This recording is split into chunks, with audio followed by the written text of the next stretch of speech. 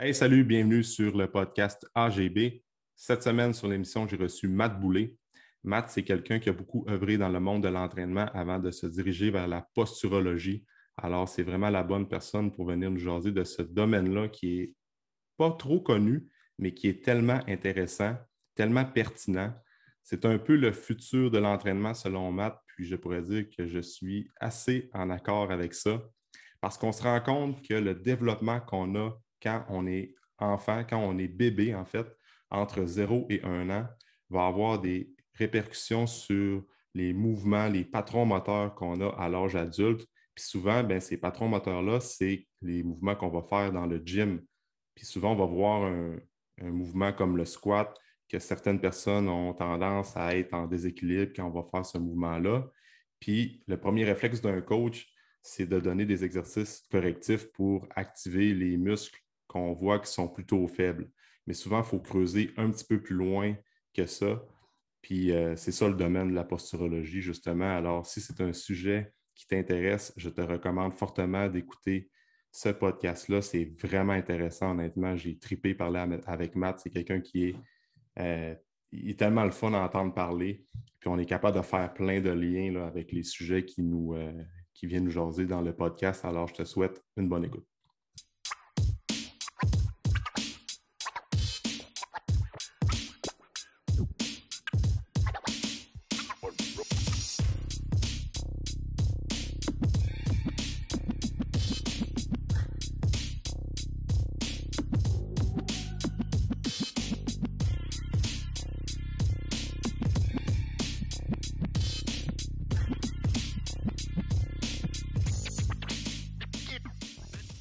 Salut Matt, Bonjour Alex, comment tu vas? ça va super bien. Merci de prendre le temps pour être sur l'émission du podcast aujourd'hui. Ça me fait plaisir. Yes. Mais écoute, Matt, ça fait longtemps que je te suis via les réseaux sociaux. Après ça, je suis ton contenu depuis un bon moment. Fait que je connais un peu qu'est-ce que tu fais. Mais si tu pourrais prendre un petit moment pour te présenter aux gens qui est Matt Boulay, qu'est-ce que tu fais dans la vie? C'est une niche très particulière, tu es dans un domaine très niche, là, puis il n'y a pas beaucoup de gens qui vont faire ce que tu fais au Québec, là. Fait que je te laisse aller avec ça pour te présenter. T'es bien gentil, Alex. Donc, j'aime souvent dire que je suis ostéopathe de formation, mais posturologue de conviction, parce qu'en fait, les gens connaissent peut-être plus souvent l'ostéopathie, qui est une technique de traitement manuel qui vise à créer de l'équilibre dans le corps entre les différents systèmes, entre autres au niveau musculaire, pour ce qui nous intéresse au niveau de l'entraînement. Mais avant toute chose, je suis pédagogue. Et tu vois, en 2001, ça nous amène quelques années en arrière. En 2001, je graduais à l'Université de Montréal avec un bac en enseignement. Et ce n'était pas l'enseignement d'éducation physique, c'était l'enseignement de l'histoire. Donc, j'ai vraiment un intérêt très développé pour tout ce qui est histoire, finance, politique. Mais c'est pas du tout de ça qu'on va parler aujourd'hui, mais c'est juste pour dire que mon background, déjà, c'est plus au niveau de l'enseignement. Mais parallèlement à ça, rapidement, bon, à l'époque, je m'entraînais, puis j'avais entendu parler d'un bonhomme du nom de Charles Poliquin avant que tout le monde sache un peu c'était qui Charles Poliquin. Et je me rappelle, j'étais à l'université, j'avais lu de Poliquin Principles, et là, je m'étais dit, mon Dieu, mais c'est incroyable de voir à quel point l'entraînement peut être organisé, scientifique, puis à savoir qu'à ce moment-là, ben, tous les efforts que moi je mets, ou que je fais avec mes clients parce que j'étais déjà entraîneur personnel pendant que je me formais pour devenir enseignant. J'ai toujours aimé pas mal de choses en même temps. Puis là, je me suis dit, mon Dieu, mais si je peux me former à être un meilleur entraîneur, je peux quand même toujours faire ça à temps partiel, enseigner à temps plein, puis finalement, tu sais, vivre un peu de mes deux passions. Et c'est ce qui fait que depuis les années début des années 2000, je me suis pas mal intéressé à tout ce qui se faisait en entraînement de performance. Bon, ça m'a amené à découvrir un paquet d'autres entraîneurs de haut niveau. À l'époque, il y avait Paul Chek qui était très, très populaire. Donc, j'ai fait pas mal toutes les formations à Paul Chek. Puis, lentement, mais sûrement, même si j'aimais beaucoup enseigner, je me suis rendu compte que pour moi, travailler pour le gouvernement, ça ne fonctionnerait pas à long terme. Je suis un gars de performance, je suis un gars qui cherche toujours à voir comment on peut mieux faire les choses. Puis, bon, ben, dans le domaine de l'enseignement ou dans dans tout ministère qui est relié à un gouvernement, c'est difficile d'aller vers la performance parce qu'on n'a souvent pas les moyens pour le faire. Donc, j'ai enseigné au secondaire pendant 5 ans. Et pendant ce temps-là, à temps partiel, non seulement j'étais entraîneur personnel, mais en plus, je me faisais former à droite puis à gauche. Autant je suis devenu massothérapeute, autant j'ai continué à faire des cours de perfectionnement avec Poliquin, avec d'autres dans l'entraînement. Ce qui fait qu'en 2007, je me suis vraiment lancé à temps plein dans cette industrie qui est l'industrie de la santé puis du fitness. Puis déjà en 2007, j'avais commencé des études en ostéopathie. J'avais déjà suivi les formations de posturologie avec le docteur Bricot. Puis à partir de 2007, ben, j'ai commencé à travailler à temps plein, donc un peu comme entraîneur, un peu comme thérapeute. Puis je me suis développé comme ça.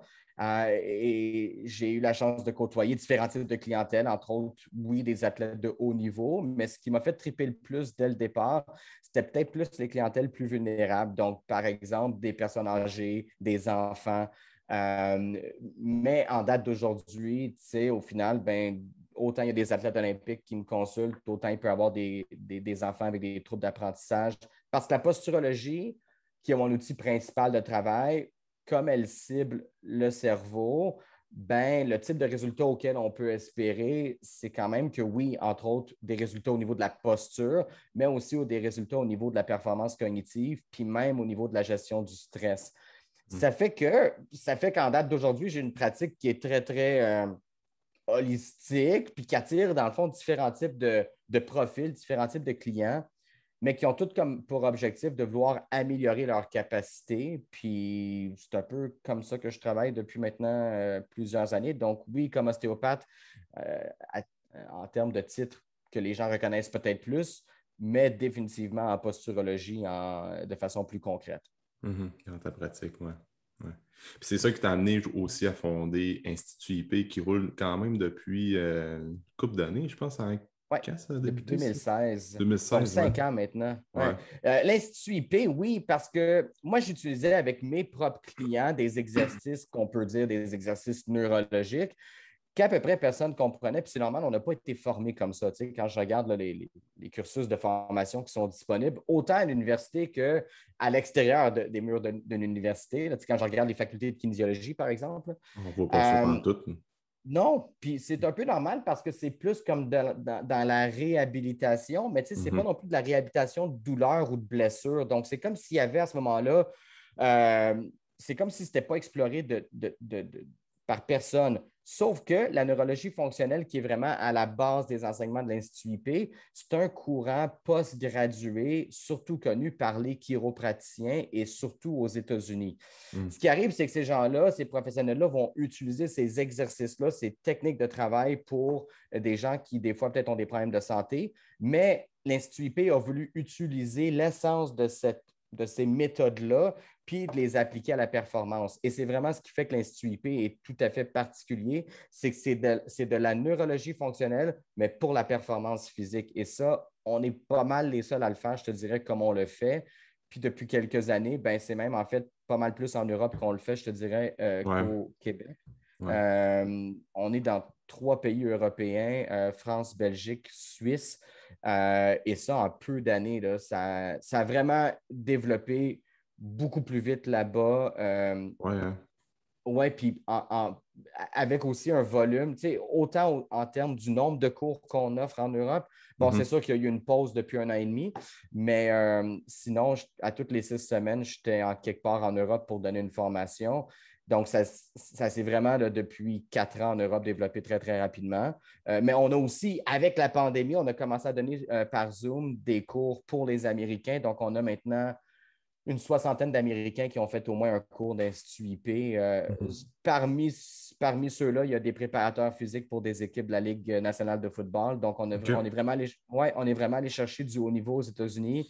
Puis tout ça par le biais de collaboration, je te dirais, parce que moi, je ne connais pas tant de monde que ça. Je connais beaucoup de contenu, mais Ouais, connaître du monde, ça aide. Donc, ouais. nécessairement, je te dirais que la force de l'Institut IP, c'est qu'on a attiré rapidement des personnes intègres, des personnes qui étaient vraiment très curieuses, puis qui, à la limite, avaient aussi de très bons contacts. Et tout ça mis ensemble, ça fait que, ben écoute, en 5 ans, on a formé 350 personnes.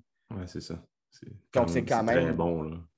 ouais, ouais, ouais. Ouais. Puis, sans avoir à faire ce que beaucoup font maintenant, Mhm. des campagnes de pub avec des tunnels de vente. Comme Mhm. InstuIP a même pas jamais fait de pub en ligne. Mhm. Puis c'est très, très organique. Puis Mhm. ça, je suis fier de ça parce que c'est dur en 2021 d'avoir un développement d'affaires organique. Vraiment. On, on y va tous avec des nouvelles méthodes parce que c'est plus efficace. Tu sais, le e-book gratuit, puis après ça, le tunnel de vente. Puis je suis le premier à dire que je le fais aussi pour des projets en particulier. Mais InstuIP, quand on se dit qu'on n'a même pas eu besoin de faire ça, on serait peut-être encore rendu plus loin si on l'avait fait, mais de savoir qu'on a fait ce qu'on a fait en 5 ans sans ça, ouais, ça, c'est peut-être ma plus grande fierté, je te dirais. Ouais, C'est quand c'est même. cool. Vraiment. Ouais. Vraiment. Tu sais, puis pour les gens qui ne connaissent pas la posturologie, comment ça fonctionne? Parce que c'est un lien vraiment, tout part du cerveau. Ouais. Puis tu sais, souvent on parle de posturologie aux gens, puis c'est comme, ouais, mais au final, c'est quoi? Ça part-tu au niveau des pieds? C'est-tu comme un podiatre? Il y a comme plein de questionnements par rapport à ce domaine-là. Tu peux-tu nous expliquer comme simplement, c'est Ouais. quoi les grandes lignes de la posturologie, comment ça fonctionne, puis qu'est-ce que vous faites, vous, avec Institut IP ou bien tous les élèves qui ont fait des formations avec vous, comment on peut aider les gens, comme ça soit qu'on parlait tantôt, les gens plus vulnérables, mais aussi les athlètes de haut niveau, parce que n'importe qui peut avoir des bénéfices en lien avec la posturologie, on s'entend, là, Ouais. fait que ça va vraiment à différents niveaux. Donc, peux-tu nous expliquer ça dans tes mots, Matt? Oui, en fait, pour comprendre la posturologie, il faut parler de posture puis y Ouais. aller de façon un peu plus large parce que la posturologie, c'est l'étude de comment la posture fonctionne. La posture, c'est quelque chose qu'on bâtit entre 0 et 1 an. Et c'est là où il y a un choc des cultures pour plusieurs parce qu'ils se disent, mon Dieu, ben, ça se peut quasiment pas. Puis, ben, la posture, pour moi, c'est comment je m'assis, c'est comment je me tiens Ouais. debout, c'est comment je fais du bench press. Ben, en fait, oui, c'est vrai ça, mais il y a une origine à la façon dont tu fais les choses aujourd'hui. La meilleure façon de l'expliquer, c'est qu'à la naissance, un nouveau-né a zéro contrôle musculaire. Même pas sur sa tête. On le sait, on prend un nouveau-né dans ses bras, puis il faut tenir la tête parce on dit qu'il n'y a pas de force au niveau du cou. C'est encore bien plus dramatique que ça. C'est même pas qu'il n'y a pas de force au niveau du cou, c'est qu'il n'y a même pas de connexion neurologique de développer entre le cerveau et les muscles du cou. Mm. Donc, progressivement, pendant ta première année de vie, ta job numéro 1 est celle qui va c'est-à-dire que ta job numéro 1, puis celle qui va permettre à d'autres fonctions de se mettre en place, c'est de développer une connexion entre ton cerveau et tes muscles. Pour Ouais. qu'à 12 mois, pile, tu tiennes debout. Et déjà, tu as développé ta posture. Ce qui Ouais. fait que si on était pour toi et moi évaluer la posture d'un enfant de 14 mois, par exemple, quand il tient debout, on verrait déjà qu'il y a un bassin qui est un peu plus bas d'un côté, il y a une épaule qui est un peu plus tournée de l'autre. Donc, les déficits de posture qu'on trouve chez des adultes, on les a depuis toujours. On les a depuis l'âge d'1 an. Et notre posture, on l'a développée en 0 et 1. Donc, si on veut avoir une bonne posture, il faut avoir bien développé son contrôle moteur en 0 et 1 an. Puis là où c'est vraiment une tâche pas évidente, c'est qu'il y a beaucoup, beaucoup, beaucoup de mouvements différents qui devraient se développer de façon symétrique et harmonieuse entre 0 et 1 an. En fait, on en a répertorié 72 des mouvements qu'on devrait maîtriser entre 0 et 1 an et demi, pour être un Ça, peu plus généreux. tous les réflexes, là, comme réflexe de Babinski, je pense, toutes ces Oui, affaires-là. Là. OK. absolument. Ça Quand se on passe fait entre le, 0 et 1 an. Oui, puis même qu'il y a certains réflexes archaïques qui se développent dans l'utérus. Donc, c'est pour dire que le développement moteur, il commence même pas à la naissance, il commence dans le Ouais. ventre de ta mère. Il y a 6 réflexes archaïques qui se développent intra-utérins. Ah Et ouais. les réflexes archaïques, oui, donc c'est un peu déjà le développement de comment que le cerveau va parler avec les muscles, pour le dire OK. simplement. Ça OK. fait que tu comprends qu'à 25 ans, il y a déjà un bon bout de travail qui a été fait, puis ce qui s'est passé entre 0 et 2 ans, grosso modo, c'est un peu comme la matrice, c'est la base, à savoir que tout ce qu'on va faire par la suite va être dépendant de la qualité de l'apprentissage qu'on aura eu entre 0 puis 1 an, 0 puis 2 ans, si on veut être généreux. Ouais. Donc, un posturologue va évaluer la posture d'un adulte, parce qu'on entreprend en fait les jeunes à partir de l'âge de 7 ans. Donc, va évaluer la posture de quelqu'un qui tient debout depuis quelques années, va regarder s'il n'y a pas des déséquilibres qui sont tout à fait observables par quiconque, peu importe qu'on soit chiropraticien, qu'on soit monsieur, madame, tout le monde est capable de voir qu'il y a une épaule d'un côté qui est plus basse que l'autre. Là où le posturologue va être différent des autres professionnels, c'est qu'à place de s'arrêter à ouais, mais tu as un muscle ici qui est tendu, puis tu en as un là qui est faible, même si ça c'est vrai, le posturologue va savoir pourquoi est-ce que des muscles qui sont tendus, pourquoi il y en a qui sont faibles, et va aller regarder à ce moment-là, va aller étudier comment les mouvements se sont développés entre 0 et 1 an. Donc, la majorité des exercices qu'on donne à un client, que ce soit en posturologie ou à l'Institut IP, ce sont des exercices où les gens ne sont même pas encore debout. Parce qu'en fait, on va reprendre avec eux la première année de leur vie.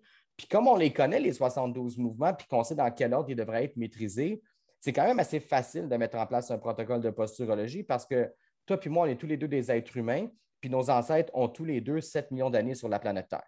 Ça fait que je veux bien savoir que tu es différent de moi, mais pas tant. Donc, c'est une des choses que j'ai constaté en faisant beaucoup de posturologie depuis bien des années, c'est qu'on est peut-être un peu plus tous semblables qu'on est différents.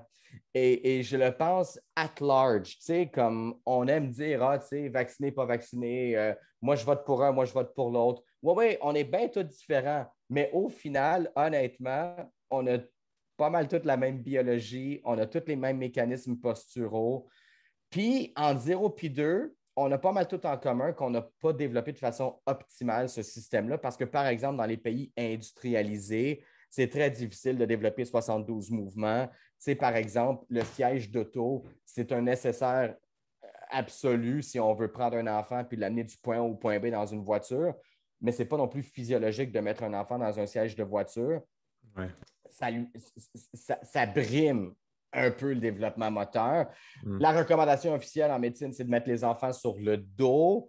Peut-être que ça aide à certains égards, mais après ça, pour certains enfants, quand on les met sur le ventre, ils ne sont pas à l'aise, ils chignent, Ouais. puis on ne veut pas trop les entendre chigner. Ça fait que peut-être qu'il y a certains enfants, à cause de ça, qui ne passeront pas assez de temps sur le ventre, donc qui ne développeront pas le quatre pattes. Puis donc, ce n'est pas très difficile de voir en 2021 le nombre d'obstacles qui existent, à savoir qu'un bébé se développerait de façon optimale.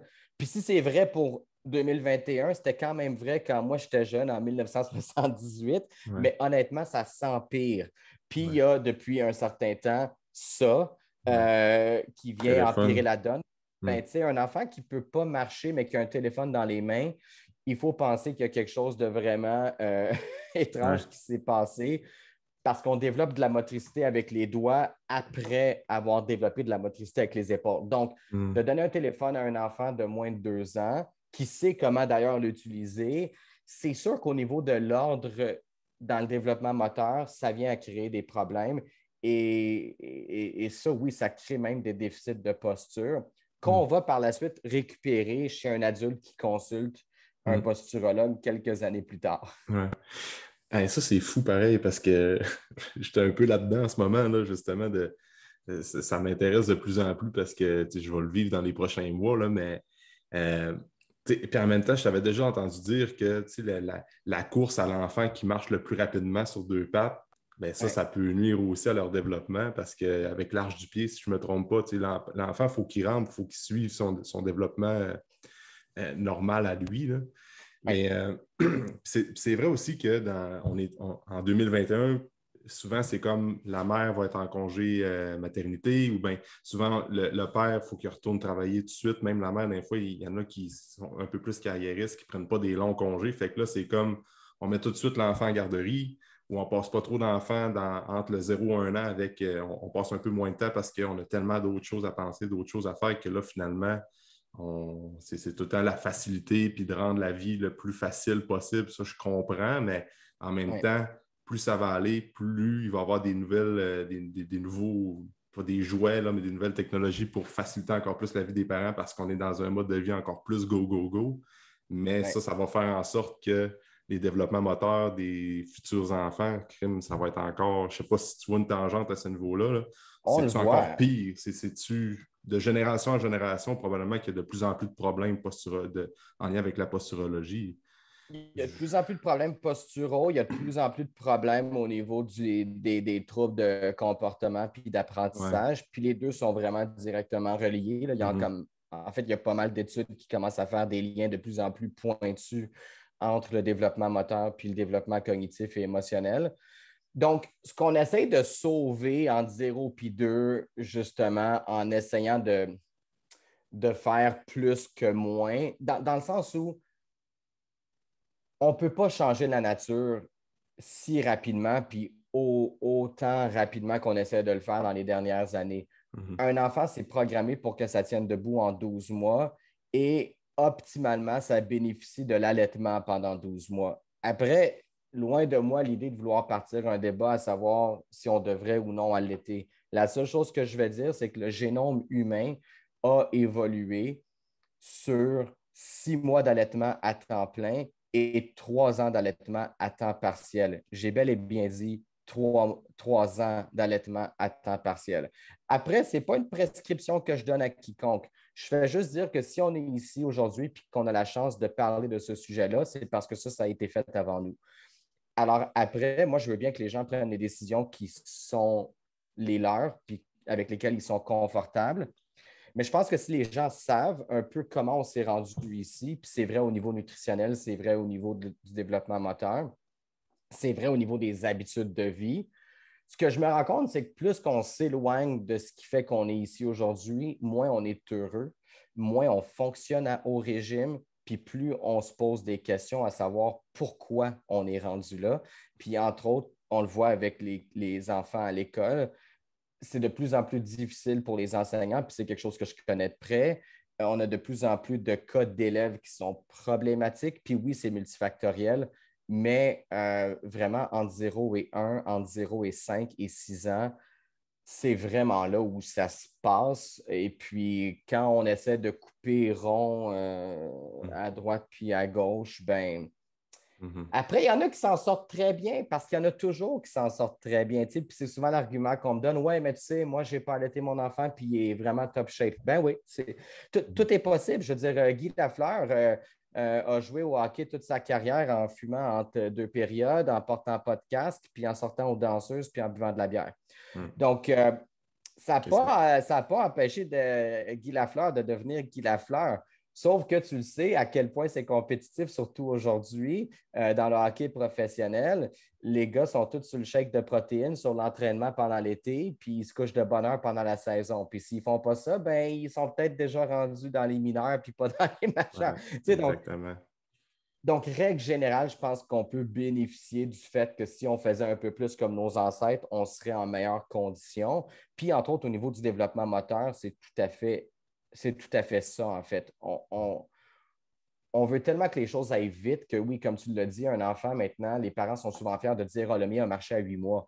Ben, il manque 4 mois de rampée pour avoir vraiment optimisé son développement neurologique.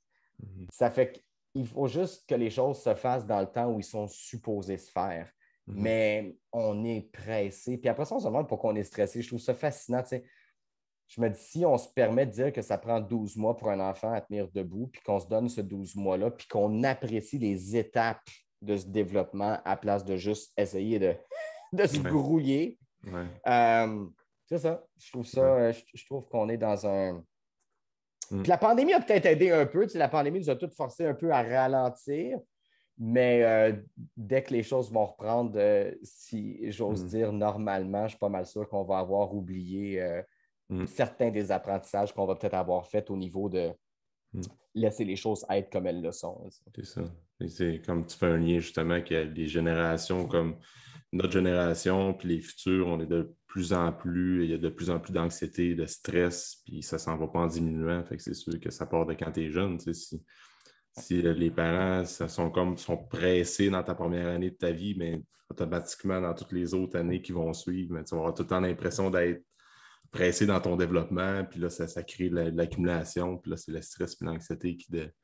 Ah, moi, ça m'intéresse tellement ce domaine-là. Puis, tu parles des téléphones, là, à quel point que c'est comme la norme un peu dans le sens que les parents, c'est comme on prend un téléphone pour acheter la paix à court terme. Puis je juge aucunement ça parce que Non, j'ai aucun jugement par rapport à ça. Puis probablement que je serais dans la même situation que bien des gens que je vois faire, puis je dirais, ouais, ben, c'est ça, puis c'est ça, tu sais, mais comme tu dis, recommandation générale, pas d'écran, le moins possible en tout cas, avant les enfants qui ont le téléphone dans les mains, ça devrait... Que tu recommandes quoi normalement pour... Ben, en fait, je vais y aller avec la recommandation des experts.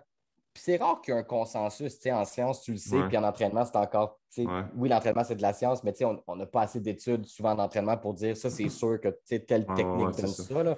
Ouais. Mais tu sais, comme en neurosciences, quand même, des fois, c'est un peu plus pointu, puis on a plus de données. Il y a un consensus vraiment sur les téléphones qu'avant l'âge de 2 ans, ça devrait être zéro. OK. Mais comme zéro. Ouais. Et par la suite, c'est le moins possible. OK. Ce qu'on se rend compte, puis ça, Christian Thibodeau en parle souvent, c'est que la lumière bleue, en fait, du téléphone affecte toute la production, toute la synthèse de la dopamine. Et à ce moment-là, ce qui arrive, c'est que tu vas avoir une réaction à ton téléphone de plaisir, en fait, parce que, entre autres, les images changent rapidement. Puis la lumière bleue crée ce phénomène-là aussi. Après, ce qui arrive, c'est que quand tu n'as pas de lumière bleue puis tu n'as pas un changement d'information à toutes les 0,6 secondes, peut-être que tu te mets à commencer à trouver que la vie est pas mal plate puis qu'elle ne bouge pas assez vite.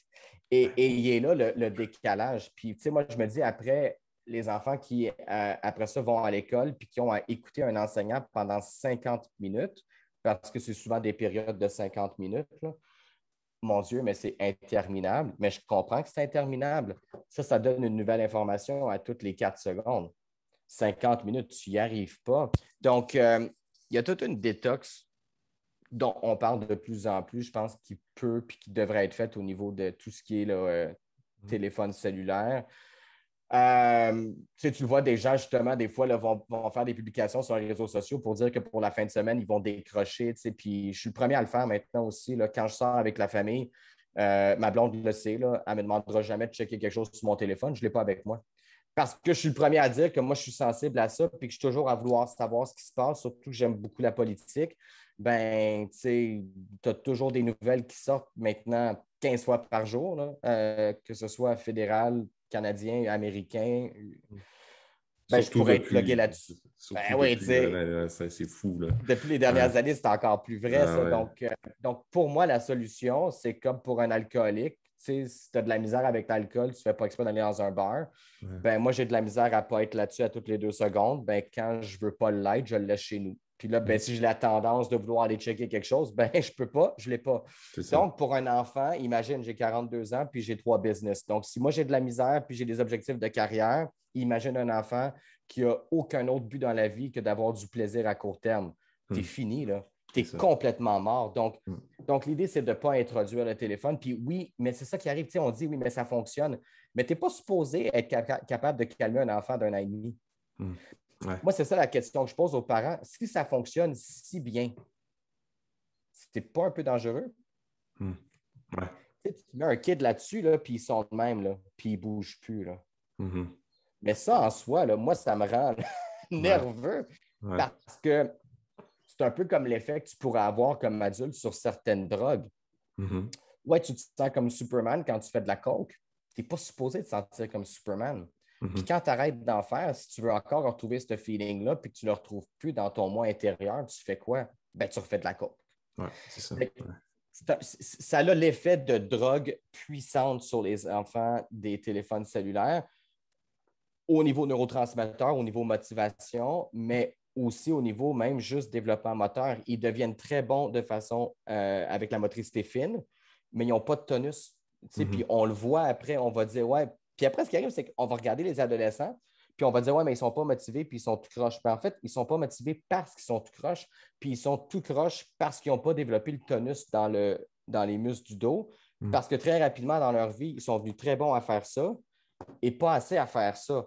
Donc, toi puis moi, à l'âge qu'on a d'être sur un téléphone, c'est pas ça qui crée un trouble de posture. Notre posture, ça fait longtemps qu'elle est déjà créée. Si entre 0 et 2, on n'a pas touché à ça, puis qu'on était ventre au sol, puis que pour voir le monde, il a fallu qu'on lève notre tête puis qu'on crée du tonus dans les muscles du dos, ben on est capable d'être là-dessus puis on ne paye pas le prix. Mhm. Au moins au niveau postural. Au niveau attentionnel, c'est autre chose. Mhm. Donc, c'est vraiment une question de timing. Je ne suis pas contre l'idée du téléphone cellulaire, comme je ne suis pas contre la coke nécessairement. Mais il faut juste savoir après ça, c'est quoi les effets puis c'est quoi les risques. Mhm. Un téléphone cellulaire, entre 0 et 2, ça a juste des effets négatifs. Ça. Surtout qu'après, ben, quand vient le temps de les gérer, on y va avec des méthodes, des techniques qui sont tellement superficielles, tellement peu efficaces qu'après ça, ben, ça crée de la frustration. Puis comme de fait, tout le monde paye le prix. Donc oui, entre 0 et 2, je pense qu'on pourrait faire un peu plus, un peu mieux. Puis juste être plus éduqué, comme on dit, ce n'est pas des jugements qu'on porte là. Non, c'est ça. C'est ça, Mais c'est exact. une observation tellement répandue qu'à un moment donné, ben, tu fais comme, ben, après, il ne faut peut-être pas trop se poser de questions à savoir pourquoi les profs. Écoute, moi, quand j'étais en enseignement, là, 20 des profs quittaient en dedans de 5 ans, puis j'ai fait partie de ceux-là. C'est pas mieux aujourd'hui.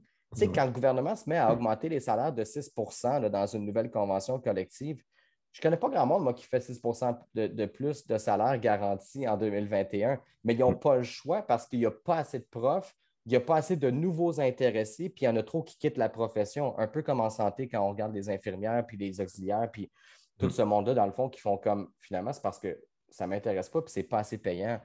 Mais c'est parce que c'est dur.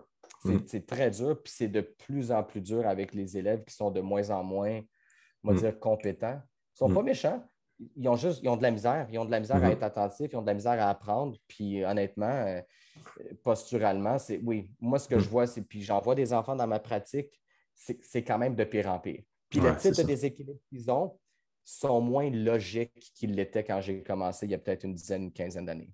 Mm. Donc, ouais. Puis ça, c'est des faits observables, puis c'est comme tu viens de dire tantôt, c'est comme on donne l'information, puis rendu là, les parents font ce qu'ils veulent. Le but, c'est 100%. juste d'informer. Puis, les parents, mais les futurs parents, puis tous les gens qui écoutent, c'est comme on sait que c'est ça, rendu là, mais tu essaies juste de faire du mieux que tu peux, là, parce que personne n'est Ah parfait, oui, puis c'est comme tu le sais, puis après ça, ben, tu essaies de faire tes décisions en fonction de toute l'information qu'on donne, toutes les informations que les gens peuvent lire aussi sur des blogs ou bien des trucs comme ça, puis de tirer leurs propres conclusions. Là. Fait que c'est un peu ça le but du podcast aussi. Tu sais. le Mais siège c'est d'auto, vraiment intéressant. Là. tu ne peux pas faire autrement, sauf que entre dire qu'une fois de temps en temps, ton kid va aller dans un siège d'auto, puis dire que dans sa première année de vie, tu te dis, nous, on part en. On va faire le van life, puis que Ouais, pendant un an, le kid va être strappé dans un char d'auto parce que ça te tente de voir les Rocheuses puis la c'est ça. Colombie-Britannique. Tu Ouais, sais, peut-être que si tu le fais quand le kid il y a 4 ans, ça n'a pas les mêmes conséquences. Donc, ouais, c'est ça, le but, c'est pas de dire fais pas. C'est de donner de la perspective pour dire, regarde, si tu veux que ton kid se ramasse à Harvard avec un scholarship pour jouer au football, parce que c'est comme le rêve de tous les hommes, tu sais, mhm, ben, tu as plus de chances que ça se produise si tu fais A, B, C. Puis mhm, si ta femme est heureuse pendant qu'elle est enceinte, tu as plus de chances aussi d'avoir un Einstein parce qu'il y a tellement une grosse partie du développement justement qui se fait dans l'utérus. Puis on pense quand même beaucoup que l'humeur de la femme puis l'état de santé général de la femme, ben finalement, va avoir un impact quand même assez pointu sur la santé du kid. Ça mhm. fait que j'ai lu quand même pas mal d'articles qui disaient que la job d'un homme pendant que sa femme est enceinte, c'est de la rendre heureuse. Ah ouais. Pendant 9 mois, c'est ça ta job. C'est que si Mhm, ta femme veut quelque chose, tu lui donnes. Parce que c'est dans son corps que se développe ton enfant. mhm. Donc, c'est autre chose. Mais je veux dire, pendant 9 mois, là, ta job numéro un comme chum, comme mari, c'est que si ta femme veut de la crème glacée avec des cornichons, puis que les cornichons, il faut que tu ailles les chercher au dépanneur, ben tu vas au dépanneur chercher des cornichons, puis tu y ramènes, puis tu ne C'est poses pas ça. de questions. Ah, c'est ça. Puis, Après, tu peux négocier les cornichons. Une fois que le kid n'est plus dans le ventre de ah, ta c'est femme, ça. tu peux négocier. Mais entre 0 et 9, dans les 9 mois, Ouais. j'ai lu ça souvent quand même, puis je trouve qu'il y a une logique. Ah ouais, c'est clair. C'est clair. Tu sais, si on parle de. On va changer un peu de sujet, mais on va rester plus avec tu sais, le lien entre la posture et l'entraînement. Là. Oui, Pour terminer là-dessus, c'est sûr que là, bon, on regarde quelqu'un, un homme, une femme de 30 ans, certains déséquilibres, s'entraîne quand même assez, bon programme d'entraînement, veut avoir des résultats. oui. Euh, Qu'est-ce que tu vas faire? Mettons, tu vas voir, tu vas analyser tout son. Tu vas faire un gros questionnaire, probablement, tu vas faire des évaluations, puis après ça, c'est concrètement, comment la posture peut jouer dans les entraînements. Tu sais, on va prendre le squat, par exemple, comme souvent, Mané, tu vas voir que le bassin n'est jamais stable, tu sais, ça ne Oui. descend pas droit, tout ça. Fait que toi, tu vas recommander des exercices plus d'activation neuromusculaire, puis après ça, tu vas faire son squat, puis tout ça. C'est exactement ça. Je Ouais, vais donner un exemple très concret pour le haut du corps, par la suite, un exemple très concret pour le bas du corps. ouais, ça Si va on être regarde bon, le ça. bench press, tu sais, ça Ouais. va être vraiment très clair. Le bench press, par exemple, ce que tu as peut-être déjà vu, c'est qu'à un moment donné, quand on commence à fatiguer, il y a un côté qui se met à pousser plus que l'autre. Tu sais, c'est assez classique. Ce qu'on se rend compte en posturologie, c'est que du côté où l'épaule elle est un peu plus basse puis un peu plus en avant, c'est souvent de ce côté-là qu'à un moment donné, ça vient qu'à faiblir trop vite. Donc, à partir du moment où là, on pousse puis qu'à droite, on n'est plus capable, on va pousser un peu plus avec le côté gauche. Ça, c'est un exemple très concret. Maintenant, d'où ça vient? Quand on est, notre épaule, elle est tout à fait physiologiquement basse et en avant. Donc, si c'est cette épaule-là qu'on a moins développée entre 0 et 1 an, chez l'adulte, cette épaule-là va encore être basse puis en avant. Donc, après, je sais que les entraîneurs vont me dire que c'est le pec mineur qui est tendu. Ils n'ont pas tort. C'est juste que ça ne me dit pas d'où ça vient. Si, par exemple, on est capable de retracer après ça le développement moteur de l'être humain qu'on évalue, puis qu'on se rend compte que, par exemple, peut-être qu'il s'est moins retourné à droite qu'il s'est retourné à gauche, puis ça, ben, ça se teste parce qu'on demande à la personne de se retourner d'un bord puis de l'autre, ben, peut-être qu'à ce moment-là, on peut commencer à faire le lien entre, OK, regarde, quand tu te retournes à droite, c'est plus dur. Si ça se passait bien, ton épaule, naturellement, voudrait rouler en arrière. Donc, quand tu tiens debout, cette épaule-là, à place d'être enroulée en avant, elle serait peut-être optimalement positionnée. Donc, la conséquence finale pour nous, c'est que quand viendrait le temps de faire du bench, ben tabarnouche, tu aurais juste à pousser la barre, tu n'aurais pas à y penser. Puis quand tu atteindrais l'échec, tu l'atteindrais vraiment de façon égale des deux côtés. Ce qu'on souhaite tous, en fait, tu sais. Ben, ça, c'est vraiment le pont là, ABC là, au niveau du bench. Au niveau du squat, c'est encore plus concret. Tu sais, combien de fois qu'on a dit, ah, tu sais, ton fessier droit n'active pas. OK, par exemple, on fait un test musculaire qu'on connaît tous, tu sais. On teste le fessier à gauche, c'est fort, à droite, c'est comme. Bon, OK, d'où ça vient? On sait que même des fois, quand les enfants ont rampé, ils ont rampé avec une jambe plus que l'autre. On appelle ça un rampé tripode, là, tu sais, comme les deux mains, une jambe, puis il y a comme une jambe qui est comme qui fait rien. Ben moi, dans mon historique, je te dirais de clients, quand des fois j'ai eu la chance de voir des vidéos d'eux autres quand ils étaient plus jeunes, c'est rare, mais ça arrive avec les plus jeunes, je te dirais, là. Ben, on voit souvent que la jambe qu'ils ont moins utilisée pour ramper, c'est celle-là qui est moins stable, qui est plus tendue, puis qui s'active moins bien. Donc, après, moi, je n'ai rien contre le fait que les entraîneurs font après des activités, des exercices d'activation musculaire, par exemple, pour différents muscles. Mais ce qui est encore bien plus payant, c'est d'aller travailler la chaîne musculaire qui se développait très tôt, puis d'inclure le muscle dedans. Par exemple, si mon client, pour donner un exemple très concret, avait moins rampé avec la jambe droite qu'avec la jambe gauche, ben non seulement je vais donner un exercice qui active le fessier, mais me donner un exercice qui active le fessier dans un exercice de ramper. Donc, on va littéralement reprendre le geste exactement comme il était supposé se produire à l'époque. Le cerveau va reconnaître ce geste-là beaucoup plus qu'un exercice plus mécanique qui active juste un muscle, parce que ça parle beaucoup moins au système nerveux, parce que le système nerveux s'est développé par des mouvements primaires, pas par j'active le fessier, j'active l'ischio. Donc, c'est un peu ce que je reproche à l'approche plus biomécanique, c'est de dire on va activer le muscle. OK, oui, mais ça veut dire quoi pour ton corps, ça? Ça veut dire quelque chose pour toi parce qu'on est kinésiologue et qu'on l'a appris de même. Mais pour le corps humain, activer le fessier, ça n'existe comme pas. C'est activer la chaîne musculaire du fessier, puis assez activé pour le dire comme ça quand tu as appris à ramper. C'est la première fois dans ta vie que tu as activé le fessier, c'est quand tu rampais. Donc, je me dis, si tu as un fessier qui est inhibé aujourd'hui, on se doit au minimum d'aller voir comment tu as rampé. Puis, souvent, quand on active avec un exercice de ramper le fessier, après ça, on reprend le squat, puis on fait maudit, c'est bien plus beau, ton bassin, il ne décale plus.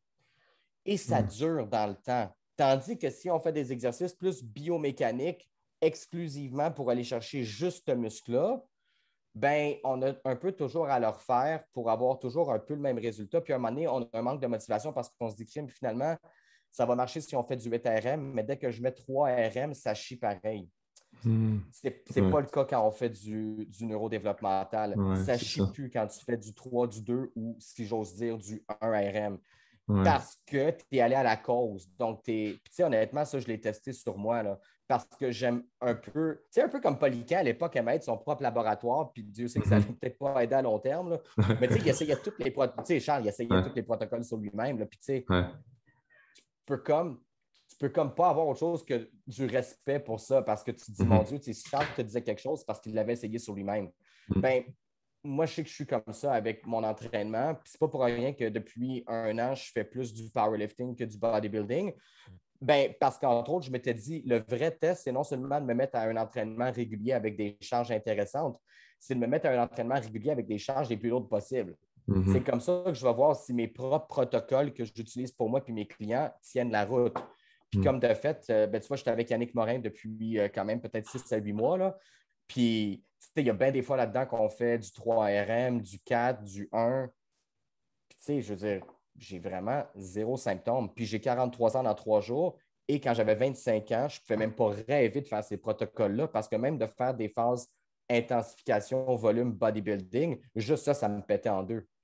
Donc, on a bien trop souvent dit que c'était l'âge qui faisait que le monde était comme pas capable de faire ce qu'il voulait. Quand je suis la preuve vivante, puis mes clients aussi, dont certains que tu entraînes, en fait, là, je pense à eux en particulier, tu sais, qui fonctionnent mieux que jamais fonctionné. Pourtant, ben, comme tout le monde, il vieillit. Puis, ça fait que ça nous fait dire, moi, je trouve que ça crée beaucoup d'espoir pour beaucoup de monde parce que tu te dis, Colin, oui, je vieillis. Puis, tu sais, j'ai peut-être besoin de plus de temps de récupération entre 2 entraînements qu'à 25 ans, 100 Tu sais, donc, moi, je m'entraîne vraiment maintenant 1 jour sur 2. Le plus possible. Des fois, tu sais, je fais 2 jours de suite, là, mais j'essaie vraiment de faire 1 jour sur 2. Puis, Thibodeau écrivait là-dessus récemment, puis il disait que c'était vraiment au-dessus de 40 ans idéal pour un paquet de raisons. Puis, j'étais comme, wow, tu sais, je ressentais ça instinctivement que ça serait optimal pour moi. Donc, c'est un peu moins que 4 fois par semaine, sauf que j'ai bien plus de torque quand je m'entraîne. À 25 ans, je n'avais pas besoin de ça 1 jour sur 2. Le lendemain, je voulais retourner au gym puis déchirer, même si j'étais tout croche puis j'avais mal partout. Mais là, même sans douleur, même avec une neuromécanique, tu sais, comme pas parfaite, mais pas loin, là, même là, 1 jour sur 2, c'est ce que je trouve idéal. Mais encore là, c'est un facteur âge. Donc, oui, l'âge amène un ralentissement. J'ai aucun problème avec ça. Mais ce n'est pas parce que tu as un certain âge que tu es supposé avoir mal au dos à droite puis pas à gauche. Ça, c'est un déséquilibre de posture. Si tu as mal d'un bord puis pas de l'autre, il faut arrêter de dire des conneries. Là, puis c'est parce que je suis vieux. Ouais, mais ton dos, il y a 43 ans à gauche puis il y a 43 ans à droite. Donc, si tu as juste mal à droite, c'est un déséquilibre de posture, c'est pas un problème d'âge. Ah ouais, c'est. Tu sais, comme exemple, là, quelqu'un qui a 30 ans, mettons, ou qui veut commencer à développer toute la chaîne musculaire au niveau de son fessier, fait que là, on lui donne des drills pour ça. Y a-tu besoin de le pratiquer comme tout le reste de sa vie ou bien pendant un certain moment, puis après ça, tu es capable de voir que les réflexes sont bien intégrés? Fait que ça, c'était comme la première partie de ma question. Puis, c'est-tu autant efficace que quand tu es entre 0 et 1 an? Ou comme. Je ne sais pas si ma question est. Oui, elle est parfaitement bien posée. Ouais. À un moment donné ou à un autre, contrairement à des exercices d'activation ou d'étirement, un exercice de motricité, il y a un moment donné où on n'a plus besoin de le faire. Okay. Parce que, par exemple, une fois que tu as vraiment bien maîtrisé ramper ventre au sol, ben, un moment donné, on te fait ramper à 4 pattes. Parce que ça suit l'évolution tout à fait reconnue de comment un être humain. Donc, à un moment donné, il y a des clients que je regarde dans le blanc des yeux puis je fais comme j'ai plus rien à faire avec toi. On a vraiment refait l'entièreté de ce qui était supposé se faire en 0 et 1 an. Tes yeux bougent ensemble, tes pieds sont stables, tu as atteint une maturité neuromécanique. Puis ils sont comme, ouais, mais il doit y avoir autre chose. Je suis comme, ben, honnêtement, oui, il y a autre chose. Va vivre. Fais un entraînement avec Alex. Explore des options qui pour toi n'existaient pas avant parce que tu étais vraiment limité. Donc, non, à un moment donné, c'est un peu comme parler une langue. Si tu es déjà en train de regarder à écrire ton premier livre de poésie, tu ne penses plus à comment tu vas mettre la lettre A avec la lettre E dans un mot. Mais apprendre à tenir debout puis bouger, c'est ça. Une fois que tu as tes prérequis, tu n'as plus besoin d'être travaillé. Tu es capable de penser à faire peut-être des choses beaucoup plus intéressantes comme devenir artiste pour le Cirque du Soleil ou athlète professionnel. Tu sais, tu n'as plus jamais besoin de penser à comment tu mets un pied à l'amant de l'autre. C'est devenu des automatismes. Puis en fait, c'est des automatismes qui sont bien réglés si tu as bien fait ce que tu avais à faire en 0 puis 1 an. La deuxième partie de ta question, c'était quoi? C'est-tu autant efficace que quand tu es mettons, entre 0 et 1 an? Là. Fait que je ne sais pas si vous avez vu voir des liens ou. Non, c'est. Plus tu es vieux, plus c'est difficile, plus Ouais. que tu es magané par la vie, plus que tu as de l'inflammation systémique. Donc, finalement, ton niveau de santé général va quand même avoir un impact énorme sur à quel point on est capable d'engrammer quelque chose qui était supposé se faire il y a quelques années. OK. Ça fait que, tu sais, les gens ont tout intérêt à bien manger, à avoir une bonne hygiène de vie, à être reposé parce qu'on régénère quand on est reposé. Donc, oui, le fameux sommeil, puis la qualité de ce sommeil-là, très sous-estimé encore, je pense, à ce jour par bien du monde, même Vraiment. des athlètes, même des gens qui Vraiment. s'entraînent très fort. Là. Oui, puis on essaie de compenser ça avec un paquet de bidules, tu sais, comme tu vois dans l'industrie. Là. Ça me fait toujours rire parce que je suis comme, tu sais, comme just go to bed, comme Ouais. couche-toi, puis Ouais. donc ta vie va déjà être meilleure. Mais ça, c'est ça, je pense que, mais ça se fait quand même. Tu sais, la plupart de mes clients ont quand même, tu sais, au-dessus de 40 ans, puis on a de très bons résultats. Ouais, Mais c'est c'est ça. sûr que si on entreprend quelqu'un à 12 ans, s'ils ont la discipline de faire le peu de travail qu'on leur demande, c'est quand même plus facile, c'est sûr. Ouais, cool, c'est ça. Hey, c'était vraiment intéressant, Matt. Je sais qu'il faut que tu te libères dans quelques minutes, là, mais écoute, où est-ce que les gens peuvent te suivre sur les réseaux sociaux s'ils veulent en apprendre davantage? Là, je sais que tu offres beaucoup de contenu avec Ouais. Institut IP aussi, fait que où est-ce qu'on peut te trouver? Donc, pour les praticiens, il y a 2 sites web d'intérêt, institutip.com et CIES-posture.com. Ça, c'est pour les OK. formations pour professionnels. Si les OK. gens veulent me retrouver en tant que posturologue, ils peuvent aller sur mon site web, mattbull.com. Toute l'information est là par rapport à mes services plus personnels, je te dirais. OK, parfait. Puis, en tout cas, je vais mettre tous les liens, là, comme d'habitude, pour communiquer avec toi plus facilement. Fait qu'écoute, bonne fête en avance, Matt. C'est bien fait. Merci beaucoup. Puis, écoute, on pourra reprendre ça, le deuxième sujet de discussion. Là. Je pense qu'on aurait pu en parler encore pendant 1 heure. Là. Je trouve tellement ça intéressant de parler de ça. Puis, ça ajoute tellement, ça fait tellement une grosse différence. Puis, c'est comme l'avenir du mouvement humain aussi, là, avec toutes les Carrément. informations qu'on sait par rapport à ça. Ça Ouais. va être un game changer encore plus dans les prochaines années. On le voit que c'est un game changer depuis une couple d'années, mais ça n'arrête pas. C'est pas fini tant qu'à moi. Là, fait que... C'est le début. C'est C'est le début. bon. C'est pour ça qu'il ne faut pas payer trop vite parce que je vais être là pour le voir. Ça fait que, Ouais, c'est ça. ouais, non, c'est une belle évolution de l'industrie Ouais. qu'on aime, toi puis moi. Puis on le voit, il y a de plus en plus de support pour une façon de voir les choses comme celle qu'on amène. Puis ça va continuer à se développer avec des gens comme toi qui prennent la peine de m'interviewer. Donc, je te remercie de m'avoir Yes. donné ton temps d'antenne. Ouais. Ah, c'était super intéressant. Merci, Matt.